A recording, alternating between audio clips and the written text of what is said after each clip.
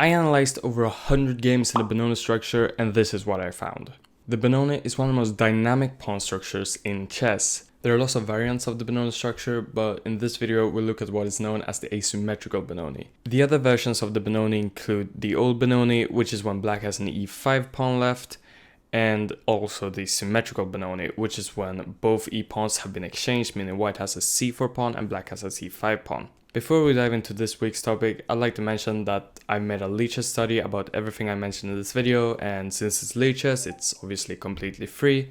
I recommend you check it out after watching this video. There's a link in the description and in the pinned comment. Alright, so now that we know what the Benoni is, it's time to look at the ideas.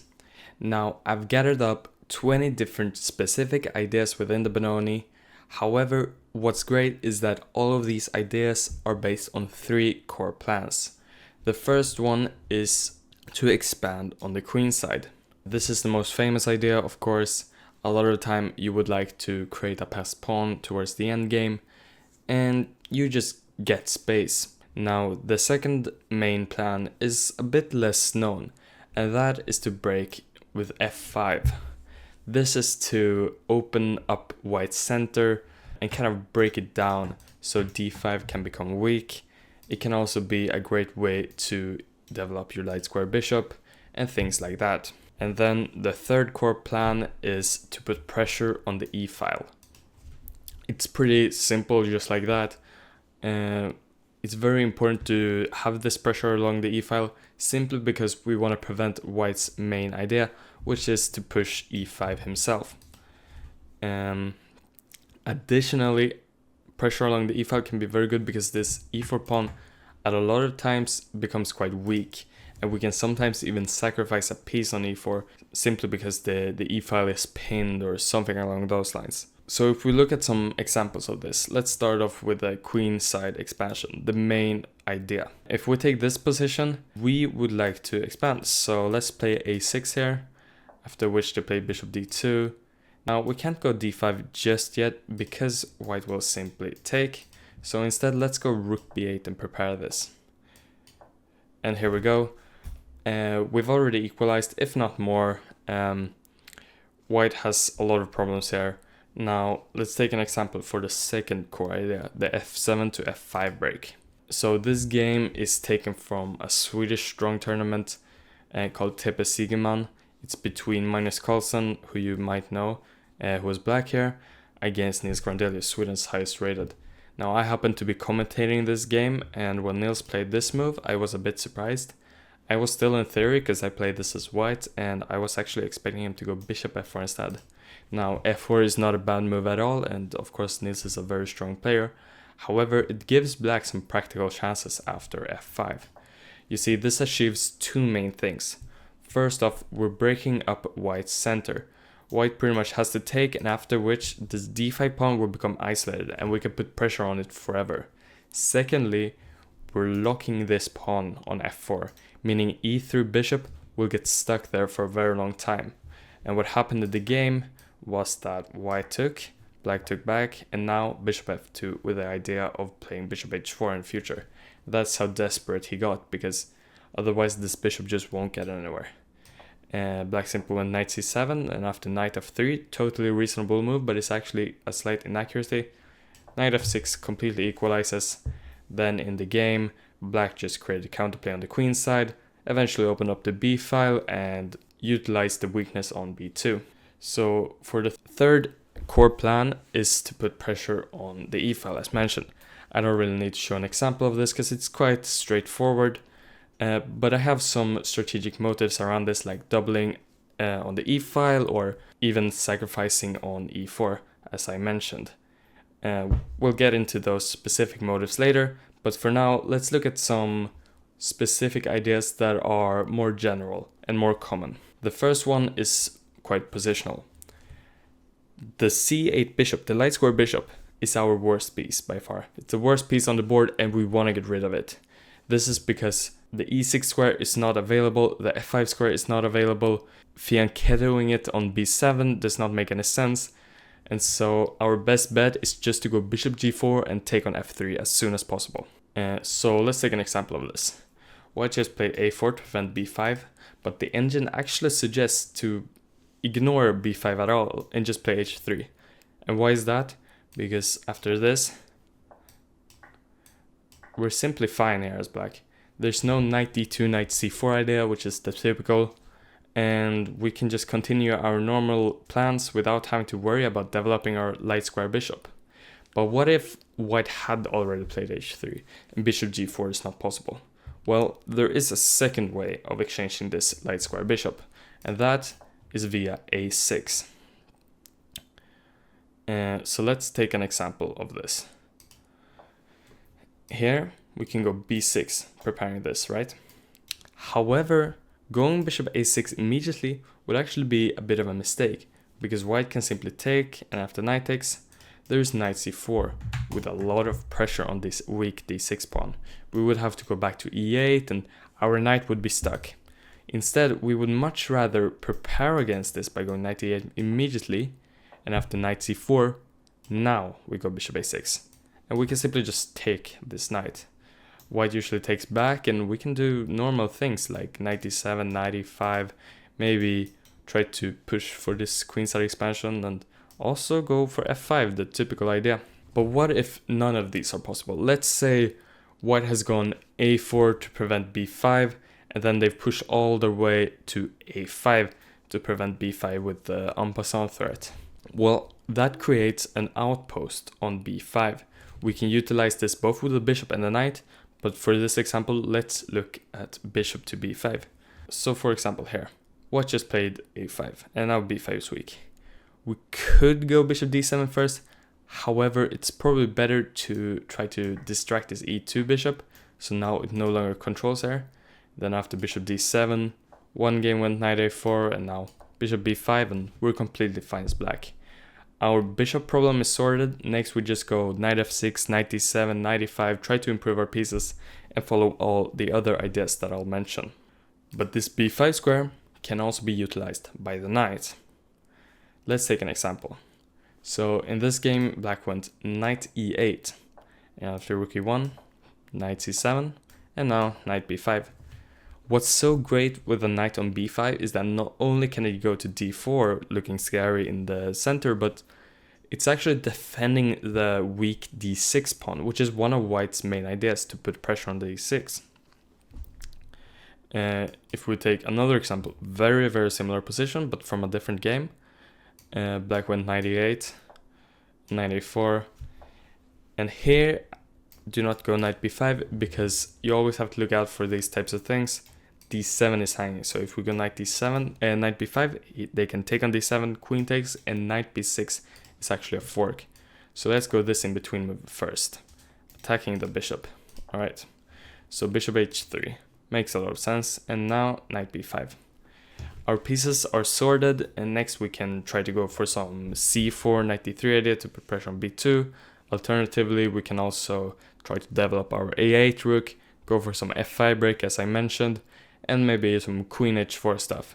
However, a knight's ideal square isn't on b5 necessarily. The ideal square is actually c5, where the pawn is.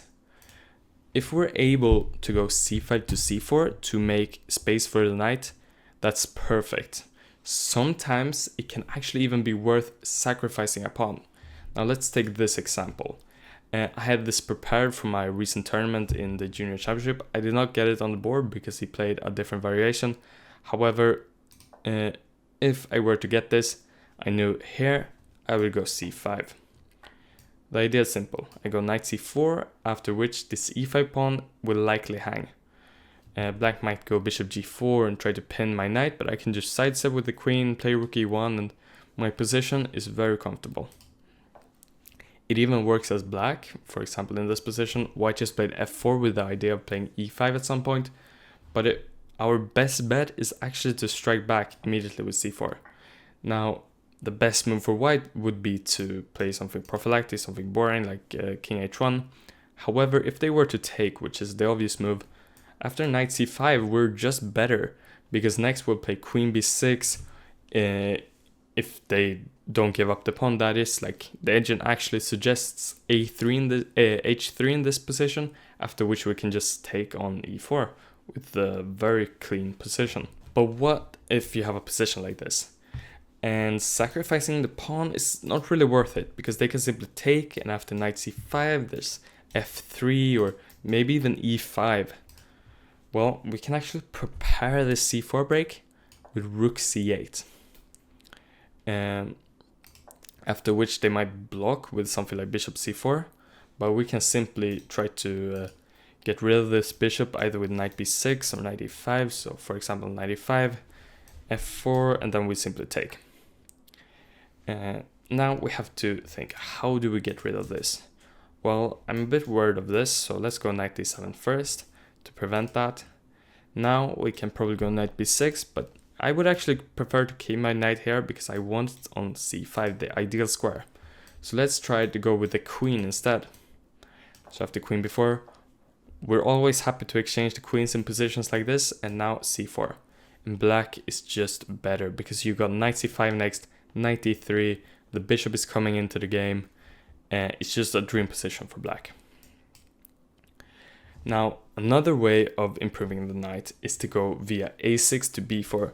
This is pretty frequent when white goes for an early a4. Like if we haven't pushed a6 yet and they go a4, we can utilize this vacant a6 square by putting our knight there and then going to b4.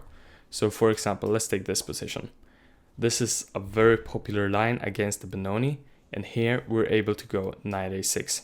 Our pieces are so cramped here, there's really no other choice. And we're still far away from equalizing as it tends to be in Benoni theory, but next we can simply play a6 and f5, our typical ideas, and hopefully get a good position. Or let's take this example. White just played queen c2 to defend this e4 pawn in order to go knight c4. Well, the problem with the queen c2 is that it can actually become a target. So for example, knight a6, and next we'll go knight b4. White has to move the queen while keeping defense over this one. And now we can do the idea we mentioned earlier, bishop a6, to get rid of the light square bishop. Now let's take this example. This is a very strange position.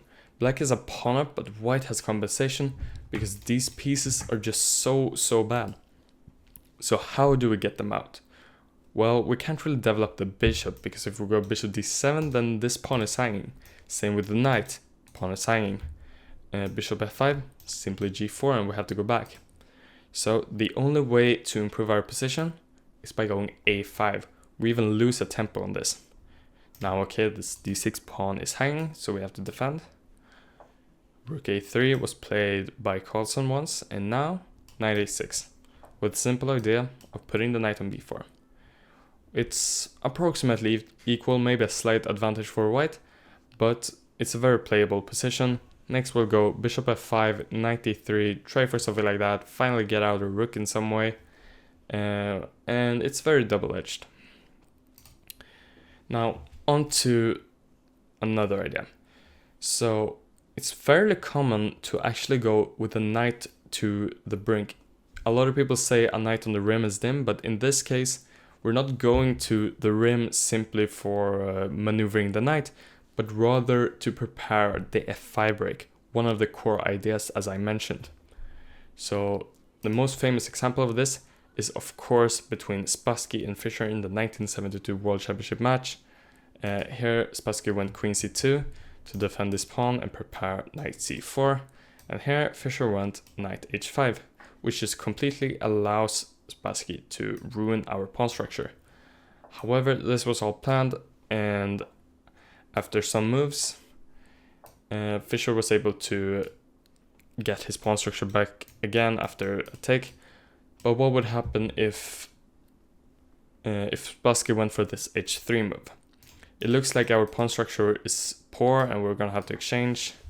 However, it's actually a part for our core idea, which is f5, the typical idea of the knight h5 maneuver.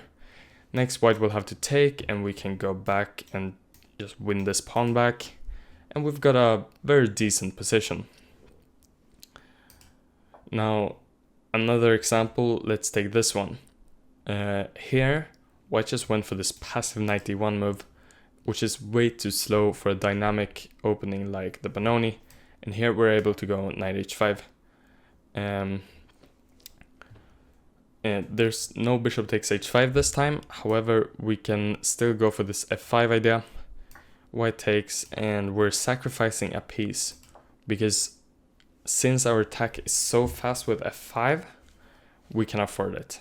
Like for example, we can take here and then go b5, opening up for a rook.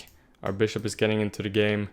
Our rook is active, and this position is fairly equal actually, like as complete compensation. Now let's look at a third example of this. So between Caruana and Jeffrey Chong, they had this position. Caruana went for knight h5, obviously attacking the bishop. You're gonna have to go back, and now f5. And the idea is pretty simple. We simply keep pushing because this king is still in the center. So he has the castle, and now we keep taking the pawns. And in the end, we have this position. d6 is hanging, but it's okay. We can defend it by actually giving up our bishop, forcing them to take back with a knight. And then we go knight g7.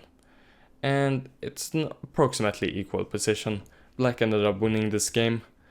But this is just an example on how you can use knight h5, f5 to create some counterplay. Now, another way of moving the knight away from the f-pawn so you can push f5 is to go either knight e4 or knight d7 and then put the knight on e5. For example, we had this game which I was watching live in Norway chess between Carlsen and Ding Liren. And this opening really inspired me to look into this. But you might also know this game from when Ding actually blundered a mate in 2. He completely missed a queen takes h5, h7 sacrifice. And in this position, Carlsen went for knight g5. Now in the game, bishop e7 happened, and he just allowed him to go f4 and g4 and such. But if he were to play h6, there's knight e4, takes, and you've got a pretty roughly equal but interesting position here. You have a lot of play. You can do the typical ideas a3, b4, also f4, and try to have some interesting counterplay. Alright, so here's another maneuver. It's quite a rare one, but it actually happened to me about a month ago or something along those lines.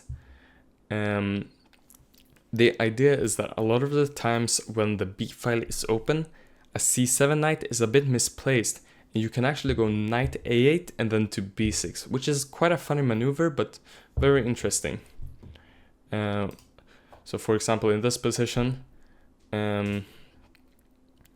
white has just defended this bishop. It looks like their position is completely fine and everything is going to plan, but we actually have knight a8, and now the rook is hanging and we get a tempo. We'll go knight b6 next. Suddenly this bishop is under attack.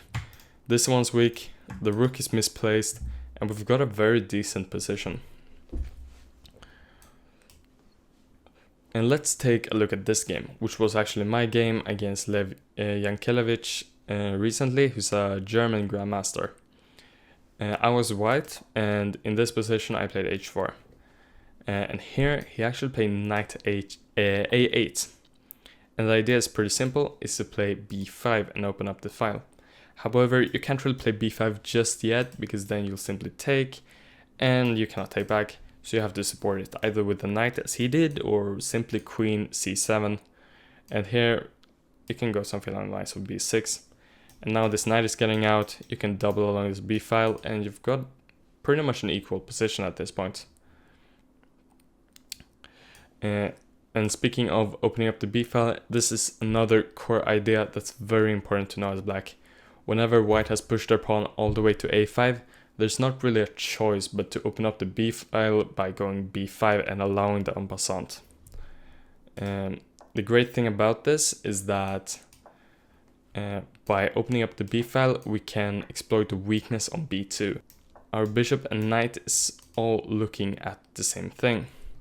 So in this position, we can simply go a5. Next we go bishop a6, as we mentioned earlier, exchanging off the bishop.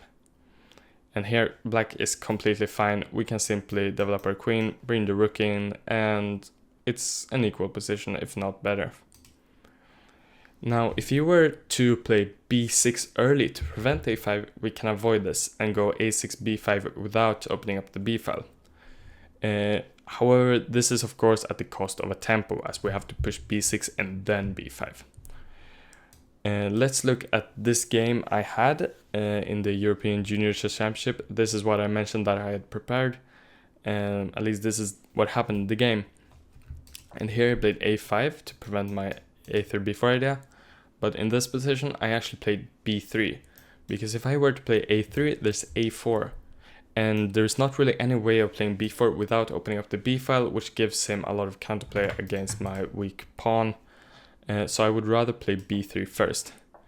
He went 98, and after a3 to prepare b4, he went f6. I can't really go b4 just yet because black will simply take. However, I can go bishop d2 first, preparing to defend against e5 while also preparing b4. Now, another idea is that the e4 pawn is a lot of the times under-defended, and we can actually just skip this a6, b5 stuff and just go b5 immediately. Like, let's take this example as well. Another position I had prepared. Black just played e5 to defend this d4 pawn, which is necessary, but here we can play b4. Because if they take, we take back, bishop takes, and suddenly e5 is free to grab. So here rook e8 is the normal move. Instead of defending this pawn now, we can actually just continue putting pressure on e5. It's still pretty theoretical, but a very interesting position nonetheless. Another example of how we can put pressure on the e file is by this aforementioned rook a8 to a7 to e7 maneuver. You can kind of speed run this, the development of this rook without even developing these pieces.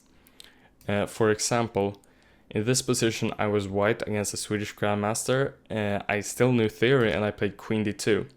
And here he can actually play this move that we mentioned earlier, b5, because you cannot take this one as e2 is actually hanging. And after rook e1 I'm defending e2. If you were to go here, there's actually knight b5 and this d6 pawn is weak. So instead we play a6 defending. a3 to prevent b4, and now there's rook a7, which I did not see coming. And now rook e7 next move, with a very interesting position. Now, another thing that I mentioned is that there's actually a sacrifice on e4 pretty frequently. Usually you can win back a piece quite quickly after sacking here, because the e4 knight is pinned or anything like that. So for example, let's take here. White has been pretty naive with their development, and after we take, we can sacrifice our knight, because after they take, we pin their knight, they defend, and what do we do with a pinned piece? Well, we keep attacking it. And after they defend, we can finally just take and play f5. And the knight is pinned, we'll win it back with a pawn up and a great position. Alright, so what if they play this line? This is a very common position, and here we cannot really sack immediately. White will just take back, and if we go rook e8, they can just castle. However, what we can do is play b5. It's very similar actually to the thing we just saw, where we leave this pawn undefended. However, it's not really hanging. But now, after the hit take with the bishop, we can just take, because there's this queen a5 with a fork on the king and the bishop. If they were to take with the knight, we can instead go knight takes e4. We cannot go knight takes e4, because here, after they take rook e8, there's things like knight g5 defending. It's actually a lot easier to just go rook e8 immediately, put pressure, and after knight c3, now we can sack. Because after f5, we win back the piece with an equal position. Now, a pretty common sacrifice in the Benoni is actually to sacrifice your rook on e3 to ruin white's pawn structure. For example, I had this line in 2 games, one where I lost as white and one where I won as white. And here, after h4, what black can do is they can go g4. And the line is 92 to get to c4, of course. And now you sack. Because after you take back, you can drop back the bishop. And now white has a lot of positional problems. White's still better, but it's a very interesting imbalance. And you can definitely play on for a win here as black. Another typical sacrifice is to sacrifice along the 4th rank. A lot of the times you take a bishop on f4 or a knight on c4, or even just putting your rook on b4 and allowing it to get trapped is also quite a common idea. For example, in this line of the fianchetto Benoni, it's very common to go knight e4 and then just take this bishop. Then you get a pawn and you drop back. You material down, but you actually have a lot of compensation because this pawn is passed pawn. You also have the bishop pair, and these pawns are quite poor, and this bishop is just staring into a pawn. Another example of sacrificing your rook on the 4th rank is this. White has just gone here, putting a lot of pressure on this pawn, but we have knight e4, and after takes. You cannot really take here because then there's a sack and tactical motive. However, if there's bishop d3, which is the obvious move, it looks like you have to drop back, and then this pawn will simply be hanging. But we can actually sacrifice the rook. And after takes, we can go bishop c3, and we ruin white's chances of castling with complete compensation. Now, we've looked at a lot of ideas on how to activate your pieces and how to even sacrifice them, but what about restricting your opponent's pieces, worsening them? One of the most common ways of doing this is by putting your pawns on dark squares to restrict white's dark square bishop. For example, here you can play h6, bishop h4, and g5. And this bishop is still pretty decent because it puts pressure here, but we can play knight h5 and simply take it next move. Another example is this position. We go h6, g5, knight h5, and we take it. If they were to take on g4, which happened in a game, you can simply take on c3 and e4 is hanging next. Alright, so let's look at a third example. I had this position as white. I played the fianchetto Benoni quite a lot. And earlier in the tournament, I played against an Icelandic grandmaster and I drew the game, but afterwards his fellow Icelandic player who was around my elo had prepared exactly how to play against me, and he did get a winning position, but I did end up drawing the game. And what he found was that you can play h6 here, and after queen c1, g5, bishop e3, and now knight g4, not just yet. You have to develop your pieces, and after h4, now you go knight g4. You're attacking this, and now f6. And the idea is pretty simple. Just put all your pawns on dark squares to restrict white's dark square bishop. Another idea which can transpose into this idea, but is a bit different, is to go g5 without any support, just to prevent f4, or at least dampen white's attack. For example, let's take this position. Here you can play g5. The idea is, as I mentioned, just to prevent this. For example, let's say this, and now f4 is still on the cards, so let's go knight h5 to defend this one and also prevent f4. And we've got a pretty chill position. Another example is here. Our pieces are very strange. This one's hanging. Well, let's just go bishop e5, exchange, and after bishop e2, they're threatening to go f4. Well, we'll go g5. And in this position, we've basically equalized.